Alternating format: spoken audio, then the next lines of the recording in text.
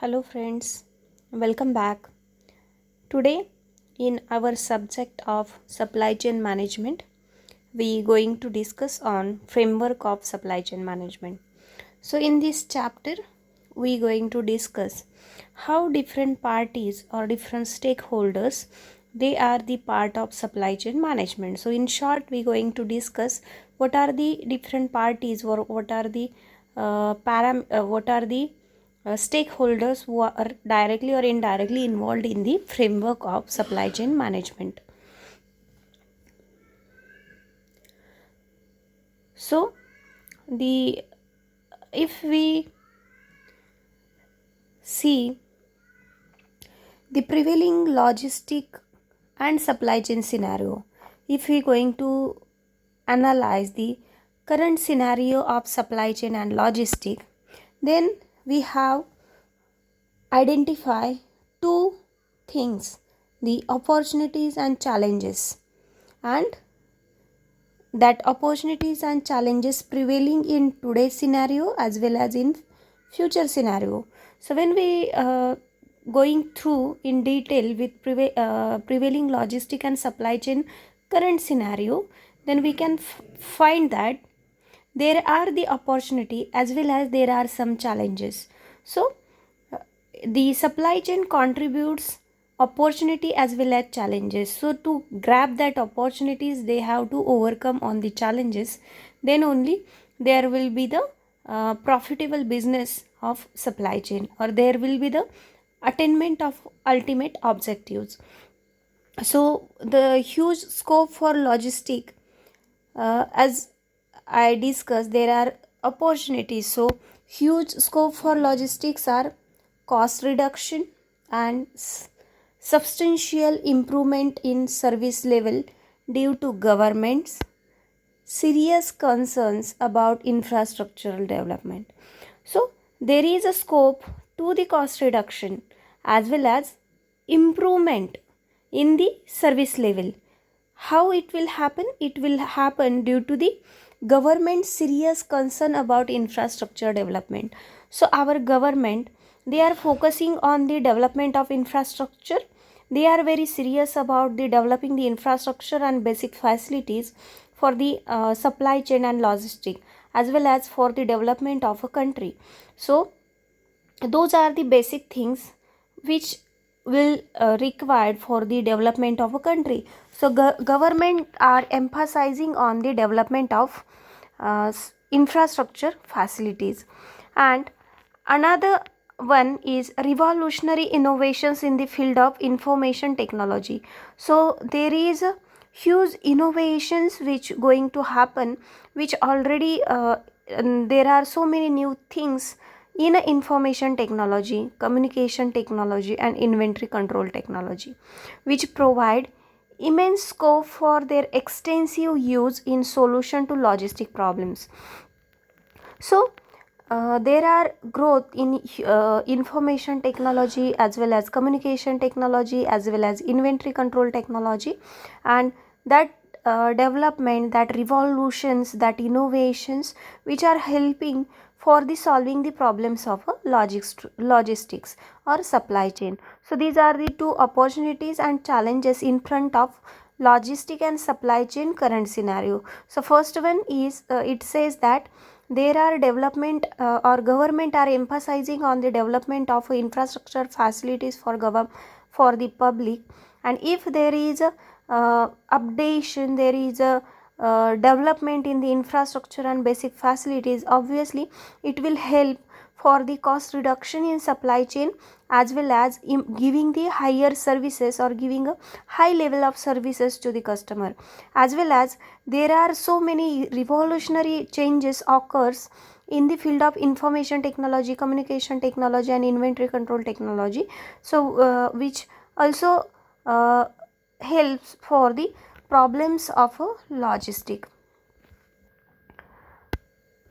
So framework for solution to logistic and supply chain problem can be suggested, in which initiatives should not only be taken at corporate enterprise level but also at government, third party logistics service providers, vendors and industry levels. So if we talk about the framework of supply chain or logistic management, so it is not only supply chain, it depends on the company who are involved in the supply chain facilities or providing supply chain facilities, as well as the current enterprise. There are so many parties, just like government, then there are so many third party logistic providers as well as vendors and industries. So these are the some parties who are involved in the framework of supply chain. So government, the first party, that is the government. So macro level policies and regulations should be made for smooth flow of production in the interest of nation. So as we discussed in previous slide, government plays a major role in the supply chain or logistic, because always government provides the infrastructure facilities, right? Like transportation facilities, then construction of roads, then providing the communication facilities, uh, or there is a upgradation in telecommunication. So government are the such a party which helps for the development of a supply chain of a country.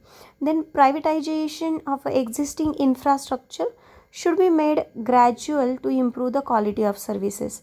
So if there is a privatization of existing infrastructure, that should be made gradual to improve the quality of services. If there is a privatization, there is a improvement, then there will be the improvement in quality of services.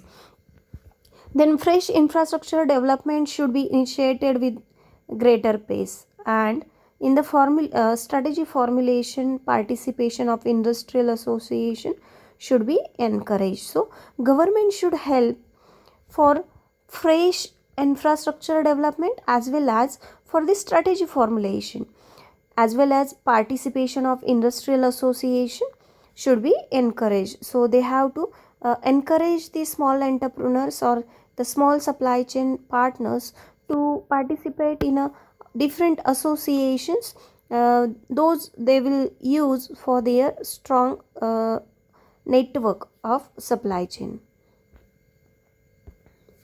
Then next party, that is third party logistic service provider, or we can say it is a third party service providers.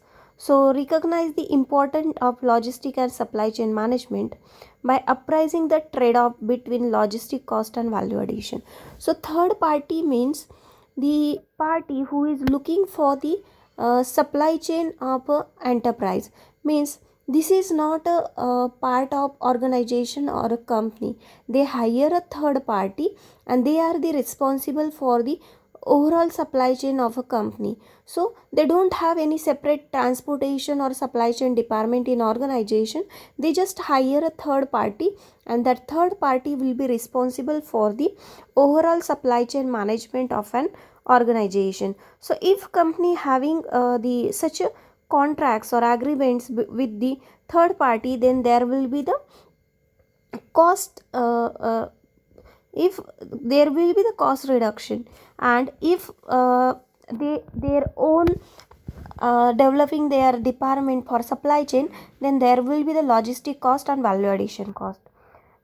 So this is all about the third party logistic service providers. Then next one, that is the vendors. So any supply chain process starts with the vendors who supplied raw material that they should. So always supply chain starts with the vendors. Vendors means we can say the backward linkage of an organization, or we can say those are the suppliers to the company. So they supply the raw materials which going to be part of production. So it is an very important stakeholders of the supply chain.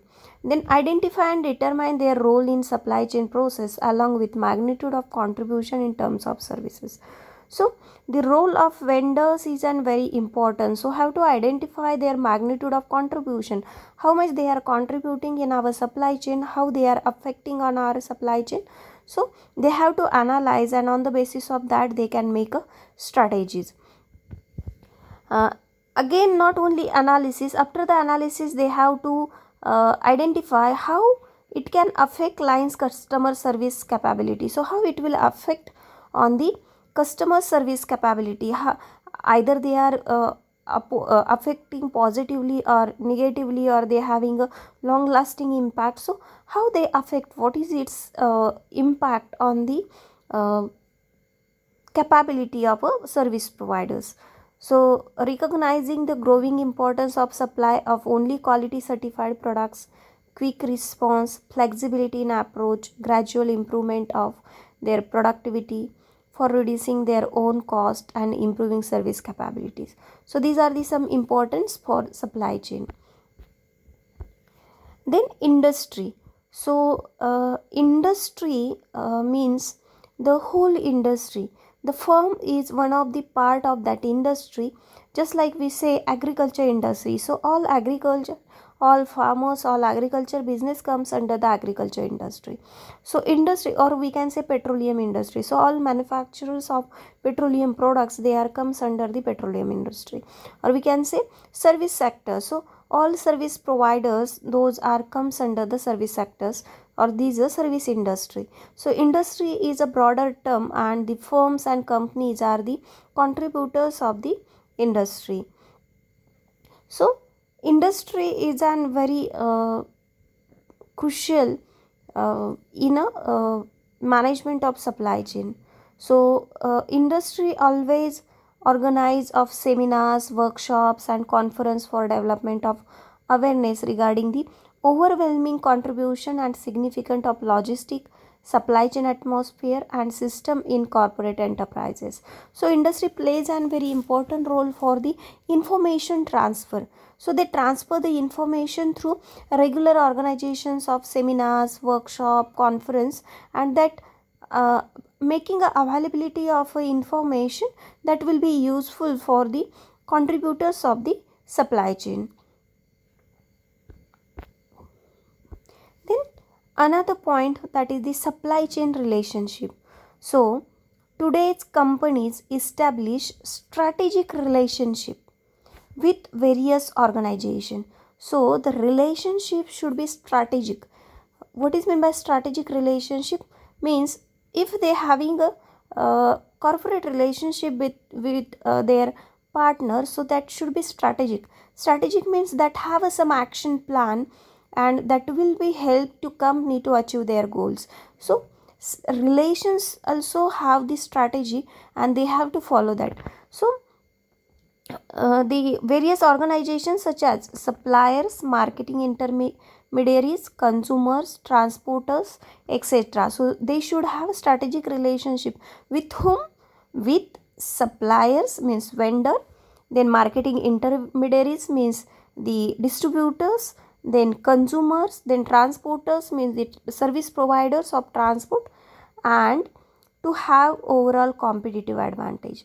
And there should be competitive advantage. Competitive advantage means you should be, your organization should be above the average performance. So that competitive advantage, that competitive capability should be developed in your organization, and that can be possible.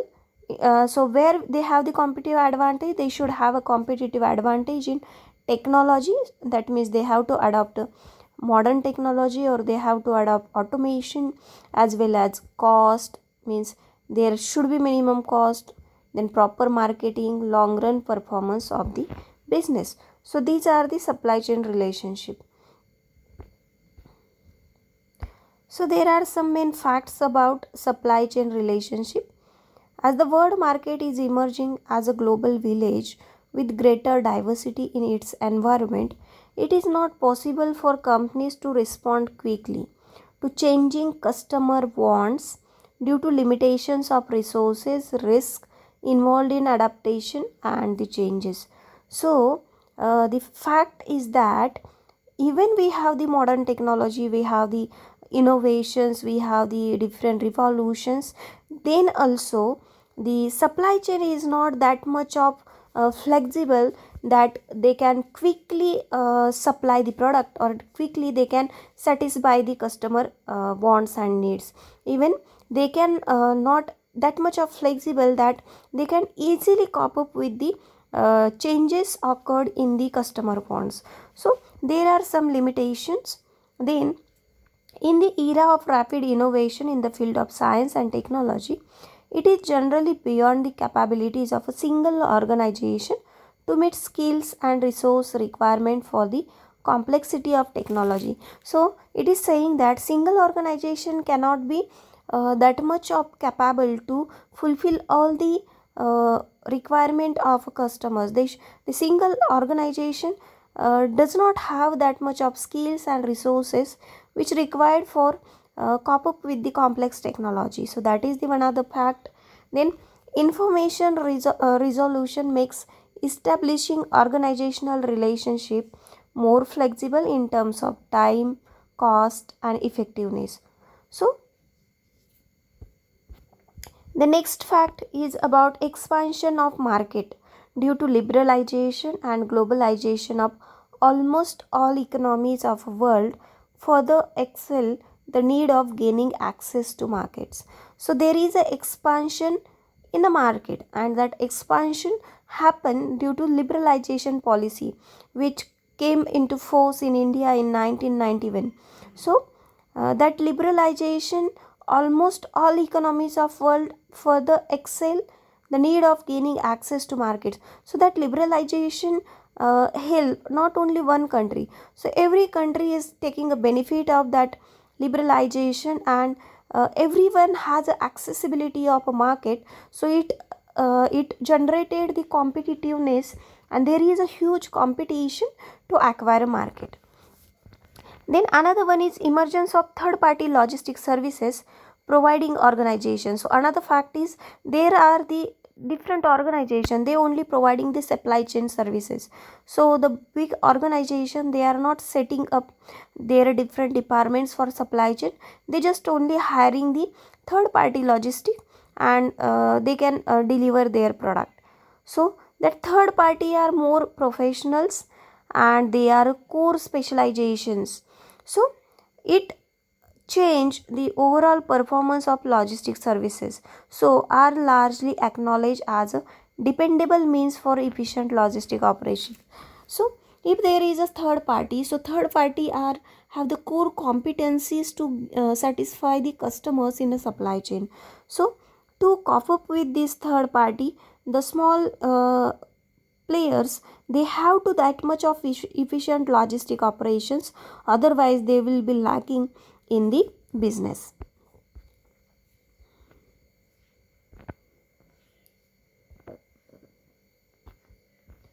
Then next point, that is a cold chain management. So what is meant by cold chain?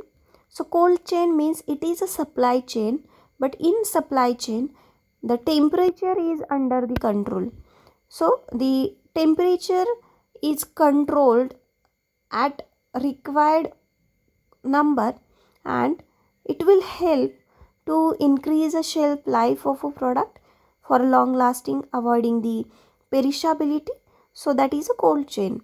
So cold chain, an unbroken cold chain is an uninterrupted series of refrigerated productions, storage and distribution activities along with associated equipment and logistics which maintain a desired low temperature range.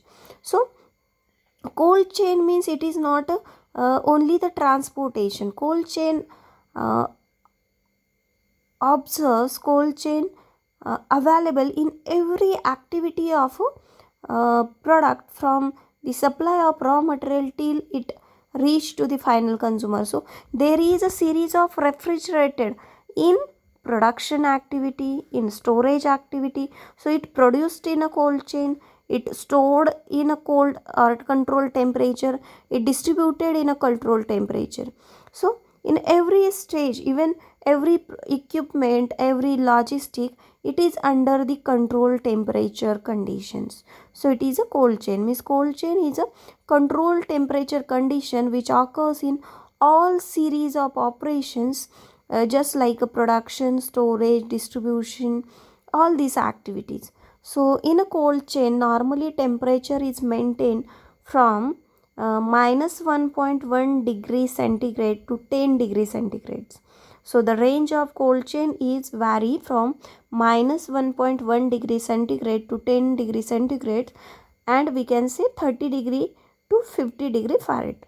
So this is a range of cold chain. Then components of cold chain. So as we discussed in last, what are the components which required for a cold chain? So first one is transport and storage equipment.